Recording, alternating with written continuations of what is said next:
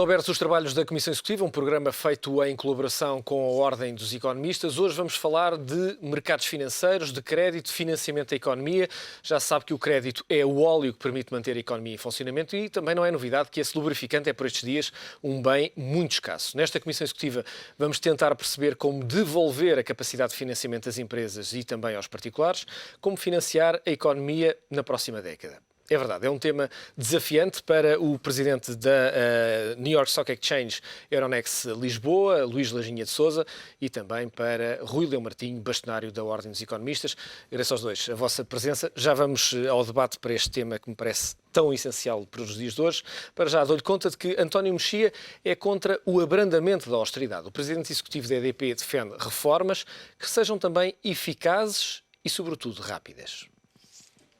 O jantar organizado pela Associação Portuguesa de Analistas Financeiros tinha como principal objetivo discutir a situação atual dos mercados, mas também a crise no país. E foi este um dos temas que António Mexia preferiu destacar. Sem rodeios, o presidente executivo da EDP esclarece que não há crescimento sem financiamento.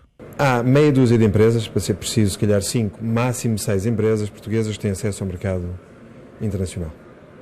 As empresas portuguesas estão essencialmente dependentes do mercado bancário. E esse, por si só, é um problema. Porquê?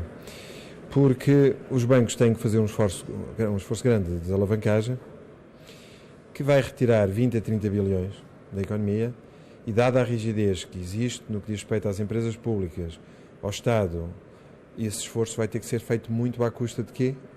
Provavelmente retirar financiamento às empresas do setor produtivo.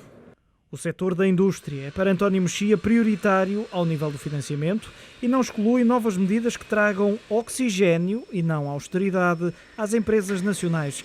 Quanto à economia, e numa altura em que se fala na flexibilização das metas gregas, o líder da EDP garante que não é adepto de abrandamentos e destaca as operações de troca de dívida realizadas recentemente. Em termos de dívida portuguesa, mudar maturidades que terminavam no ano ainda debaixo do umbrella da Troika 2013 e prolongar essa maturidade foi importante. Não era dívida nova, mas foi reescaloná-la. E agora, basicamente, ir aos mercados é prioritário. Por isso não sou muito adepto sequer de prolongamento de períodos de ajustamento. Até porque é preciso fazer os ajustamentos rápidos. É preciso que eles sejam feitos no sítio certo, que também não sejam só à custa do esforço de terceiros, ou seja, de receitas, que tem que ser necessariamente à custa da despesa.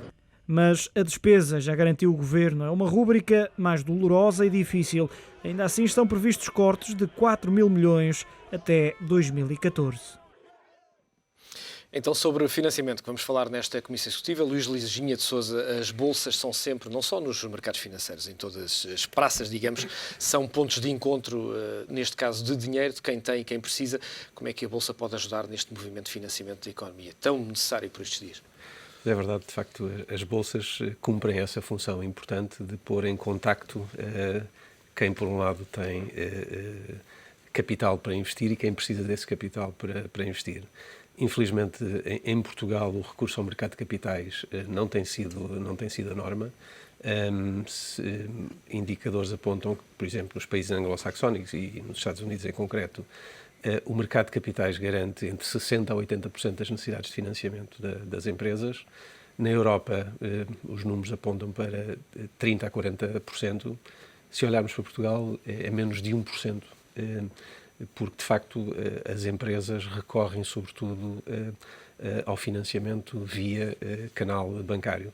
E, portanto, há aqui um ajustamento, há aqui uma função que tem que ser recuperada, não só porque é fundamental para as empresas, para os seus processos de crescimento, de desenvolvimento, terem acesso ao capital. O capital é o oxigênio, é o sangue das empresas, o financiamento, melhor dizendo, de facto, também há uma restrição que neste momento não é apenas conjuntural, é estrutural, quer em termos daquilo que é o montante que as entidades bancárias podem assegurar, quer o custo a que o podem fazer. E, portanto, acredito que há espaço para que os mercados de capitais e as bolsas possam desempenhar, e em concreto em Portugal, um papel mais importante no financiamento que é tão importante para as empresas.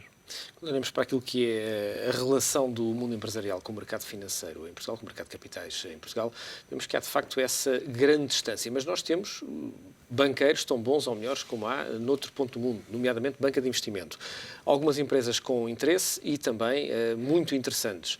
Temos praticamente tudo. Temos uma boa plataforma de negociação em Portugal. O que é que falta para que haja essa maior aproximação entre as empresas e o mercado?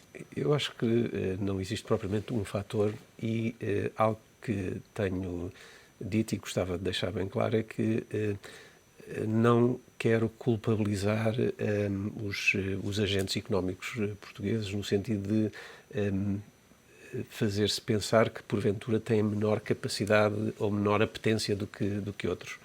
Acho que tem que ver com a leitura que os agentes económicos fazem dos estímulos que existem. Os agentes económicos são racionais e quando os estímulos que existem levam a que a decisão racional seja financiamento através do canal bancário, é por aí que os agentes vão. Isto quer dizer que se os estímulos se alterarem no sentido de levarem que os agentes económicos reconheçam no mercado de capitais a valia que ele tem, não há razões para que o mercado não cumpra a sua função. E esses estímulos podem ser, enfim, estão a ser já pelas próprias condicionantes hoje, como eu disse há pouco, do montante do crédito disponível e do preço a que ele está disponível, mas também há aspectos depois de política, de policy, que podem contribuir para essa alteração de postura, de relacionamento com o mercado de capitais. Dou-lhe aqui um ou dois exemplos. Até aqui, o capital alheio tem sido subsidiado na medida em que as empresas podem deduzir o custo do capital alheio em sede de IRC. O capital próprio não é subsidiado. Portanto, quem reforça os capitais não pode descontar o custo desse capital. Digamos assim, penalizado do ponto de vista fiscal. Exatamente. E há, enfim, há variedíssimos outros não deixa de ser curioso, porque aumenta o nível de risco que a pessoa está disposta a correr dentro da sua própria empresa. Exatamente. Portanto, há aqui um conjunto de estímulos que sendo alterados seguramente também a relação dos investidores e, neste caso, dos empreendedores, portanto, dos empresários, alterar-se-á também no sentido de reforçar a ligação ao mercado de capitais. Rui Leão Martinho, há de facto uma necessidade grande, até hoje que se fala tanto de empreendedorismo, mas também de alavancar empresas com maior dimensão, nomeadamente para o mercado de internacionalização ou para o vetor internacionalização, haver dinheiro disponível e haver de facto também plataformas que permitam selecionar os melhores projetos, digamos assim, porque é que isso não acontece há tantos anos em Portugal. Temos vindo a assistir a uma degradação em termos de dimensão do nosso mercado. Bom dia. Pois eu acho que aquilo que disse o Dr. Luís Lajinha de Sousa é verdade. Nós estamos com este quadro, digamos, presentemente, mas eu penso que, apesar de várias tentativas terem sido feitas já no passado, e, aliás, ele próprio está incluído ao longo dos anos nessas tentativas não só de divulgar este mercado, esta capacidade também de oferecer financiamento às empresas, de divulgar uma bolsa, digamos, de segundo escalão para PMEs, mas eu penso que este momento é propício para de novo relançar estas ideias. Porquê? Em primeiro lugar, porque as empresas estão exaustas, viviam de crédito e o crédito é cada vez mais escasso e, portanto, não vai haver no médio prazo possibilidade de bancos comerciais, bancos do Estado, bancos estrangeiros ou portugueses voltarem a financiar no mesmo ritmo e no mesmo volume que anteriormente. Segundo, porque as empresas que nunca tiveram em Portugal, sobretudo as PMEs, uma grande tradição de capitais próprios e sim de capitais alheios, vão ter que pensar que há uma terceira via. E essa terceira via é abrirem as suas empresas. Primeiro, verem qual a dimensão das suas empresas, ver se há razão para fusões, se há razão para aquisições, se há razão para entrar numa rede de empresas dos mesmos setores, do mesmo tipo de atividade. E a partir dali, verem de que maneira é que podem abrir o seu capital, o que não quer dizer que percam o controle da empresa, mas podem abrir gradualmente o capital e vir colher não só capitais alheios de outra forma, se calhar com um preço muitíssimo mais acessível e, por outro lado, dimensionar a empresa para uma maior expansão. Porque a empresa que está listada, que está cotada, é uma empresa muito mais conhecida do que aquela que vive sozinha num determinado setor e dependente do capital alheio. Portanto, a minha expectativa neste momento é que se comecem a criar condições para que mais empresas, não só grandes, eu estou a falar sobretudo do setor médio, tenham acesso a um mercado onde haja um conjunto de obrigações que precisam de cumprir, menos do que aquelas que estão no mercado do PSI 20, e que depois tenham também a experiência primeira, que depois é repetitiva, é o efeito quase de demonstração e imitação, para que outras empresas as repitam e as sigam. Vamos ver se temos agora uma abertura maior, até devido aos condicionalismos do mercado. É possível também encontrar outras fatias de mercado mais atrativas para empresas mais pequenas e haver, por parte também de quem regula estas questões, alguma noção de que as exigências têm de ser diferentes? Esse é um aspecto que é muitas vezes apontado, a questão da carga regulatória. Eu penso que há pelo menos duas maneiras de olhar para isso. Há, de facto, do lado das empresas, aquilo que ouvimos com mais frequência, quer do lado das empresas, de quem a representa, é que isso é, de facto, um peso e, de alguma forma, é um peso maior face a outras empresas que não estão sujeitas a esse escrutínio. Mas também existe a perspectiva de que essa exigência, como em muitas coisas na nossa vida, a exigência normalmente é fonte de competitividade. Ela pode ser fonte de custo, mas ela também se traduz em competitividade. E, portanto, eu quero acreditar que, não deixando de ser sensível à ideia de que tratar de forma justa não é tratar tudo da mesma maneira, é ter a noção de que as pequenas e médias empresas, pela sua estrutura, porventura, têm menor capacidade de lidar com algumas exigências do que empresas de maior dimensão, mas tenho a noção também de que essa exigência pode ser fonte de competitividade e de levar a que as empresas integrem na sua forma de atuar comportamentos que acabam por ser benéficos na sua relação, quer com os seus clientes, com os fornecedores e com os investidores em geral. Já vamos falar mais da vertente equity do mercado, mas hoje a dívida é uma questão importante, nomeadamente para rolar dívida, para obter financiamento. Concentramos-nos na dívida. Porque é que o mercado da dívida foi, de facto, perdendo a dimensão do mercado? Já sabemos, porque obviamente os próprios bancos assumiam esse papel, mas parece-me que, e era uma questão que lhe gostava de colocar, se vamos assistir a uma desintermediação maior por parte da banca neste setor da dívida, e depois se não fazia sentido serem lançados produtos, digamos, mais agressivos, com uma componente mais sexy de marketing, neste momento, exatamente para trazer de novo esse segmento que já foi muito importante no mercado de capitais português. Vamos ver, o que nós estamos a assistir, e os últimos 9, 10 meses foram interessantes nessa perspectiva, na medida em que trouxeram algo de diferente para o mercado. Uma situação que praticamente já não existia há vários anos, com exceção de algumas emissões que tinham sido feitas pelos clubes de futebol, de facto voltou ao mercado e houve um conjunto de empresas. Naturalmente estamos a falar ainda das maiores, mas é normal que assim seja, é normal que comece por as empresas maiores, as que têm mais visibilidade, mas isso não é impeditivo que depois possa ser alargado a outro tecido de PME. E, de facto, o que se verificou foi que essas empresas tiveram a possibilidade de emitir obrigações diretamente ao retalho, portanto, fazendo desintermediação, no fundo, chegando diretamente junto do investidor, e com um sucesso que foi importante a vários níveis. É importante a vários níveis. Desde logo pelo montante levantado no mercado. Pelo montante levantado, pelo facto de suprir necessidades de financiamento dessas empresas, pelo facto de trazer novos investidores também para a dívida. Não sabemos até que ponto é que, se estivessem em perspectiva ofertas de ações, se esses investidores estariam tão interessados ou não. Mas é também um sinal muito importante para o exterior, porque, embora tenhamos assistido a um desanuviamento da percepção externa em relação a Portugal, este tipo de emissões vem permitir nós dizermos àqueles que nos acompanham do lado de fora que não estamos apenas a pedir ou a solicitar que acreditem nas nossas empresas, nós próprios damos o sinal de que acreditamos nas nossas empresas, porque estas emissões, estamos a falar de mais de 2 mil milhões de euros, foram subscritas em 98%, 99% por investidores portugueses. E isto reflete também outro aspecto que é importante, é que, embora nós não tenhamos resposta para todos os nossos problemas e para todos os nossos desafios em Portugal, não podemos descurar a capacidade das respostas que podemos dar através dos portugueses, porque esses são aqueles que têm naturalmente um maior interesse em contribuir para as soluções. Rui Martinho, este ponto, porque praticamente durante muitos anos não havia emissões de dívida privada, meia dúzia de empresas, a EDP, a PT, a Brisa, a REN, enfim, a Sonai, uma série delas, emitiram mais de 2 mil milhões em poucos meses e o mercado secou completamente essa dívida toda. Portanto, havia dinheiro, havia interesse.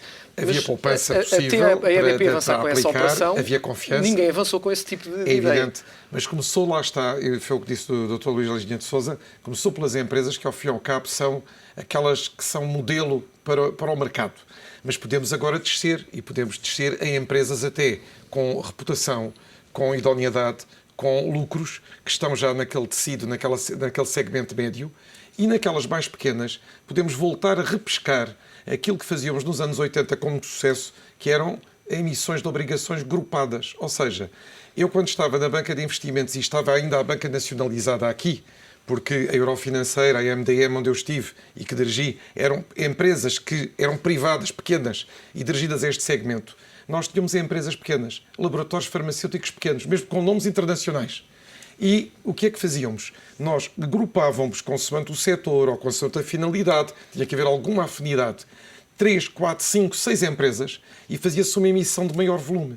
Havia Para quem não sempre domina este subscrição. assunto, havia um pacote onde eram Havia um reunidas pacote. todas as dívidas e era vendida no E era consolidado. estipulado quanto é que cada uma necessitava, com as suas condições. Isto foi um sucesso na altura.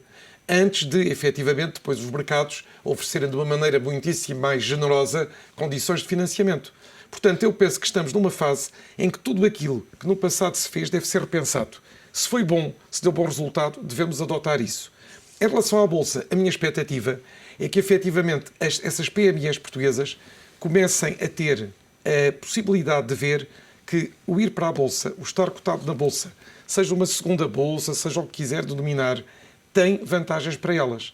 E também tem vantagens até no seguinte, mesmo que seja possível, na entrada, terem um pouco menos de obrigações legais, porque não estão preparadas para tal, depois, gradualmente, irem se aproximando daquilo que são hoje as obrigações das empresas que estão cotadas. Haverá essa sensibilidade Eu acho que tem por que ser parte do um trabalho regulador? geral, vou-lhe dizer.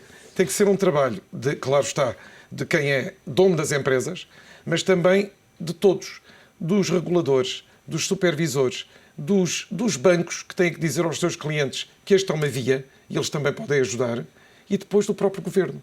Todos têm que falar nisto, porque a Europa não se compara com os Estados Unidos. Os Estados Unidos, eu diria que uma verba para aí de 80% de capital nas empresas vem deste mercado. Aqui não é. Na Europa eu penso que é uma coisa 4 vezes menos. Em Portugal ainda muito menos. Mas temos o caminho aberto. E temos outra coisa, é que não temos alternativa. É capital próprio ou este capital. Dificilmente volta a haver para PMEs um mercado de dívida bancária como houve no passado. E quando não temos alternativa, o processo decisório torna-se muito Torna-se bem mais mais fácil, fácil. obviamente. Ainda falando de dívida e falando de dívida pública, digamos assim, falando de dívida do Estado, também se perdeu aquela ligação que existia há muitos anos, que era os portugueses comprarem dívida do Estado, terem de facto títulos do Tesouro e poderem aplicar essa dívida e comprá-la e vendê-la no mercado. Existe de facto esse sonho de um dia a dívida poder voltar ao mercado? Acho que era desejável. Temos consciência de que não há, para o financiamento, para as necessidades de financiamento do Estado, não é possível suprir essas necessidades de financiamento todas, integralmente através mas certamente da uma emissão parte seria para o importante. retalho, mas achamos que entre não haver e ser tudo, há aqui claramente um espaço que seria muito benéfico para o mercado, e quando eu falo mercado, estou a falar não apenas enquanto bolsa e, portanto, que naturalmente tem interesse em que haja negociação e que haja cotação na sua plataforma, mas para o mercado, para os agentes, para os investidores, para o próprio emitente, neste caso o Estado, porque é uma forma de contribuir para reforçar o interesse por parte dos investidores, de envolver mais um leque alargado de investidores no acompanhamento destes temas e também desintermediar e, portanto, permitir, porventura, maior transparência de preço, que é um aspecto que é fundamental e que as bolsas permitem que a negociação, como muitas vezes é feita fora de bolsa, não permite. E, portanto, há aqui um conjunto de vantagens que seguramente aconselha a que pelo menos uma parte da emissão e da negociação de dívida pública possa passar também pelo mercado de capitais. Rui Martinho, perdeu-se este link relativamente entre os portugueses e a dívida pública? Perdeu. Eu acho que se perdeu, quer dizer, pode ser reatado, mas depende agora também do que é que vão ser os próximos dados em termos de economia nacional e de economia portuguesa, digamos. Portanto, vamos ter que aguardar qual é o desenvolvimento próximo da nossa economia e da retoma da confiança, porque isto é um problema de confiança. Não penso que esteja perdido para sempre, mas há aqui um hiato e com certeza quando for retomada a confiança, se calhar será de outra forma já.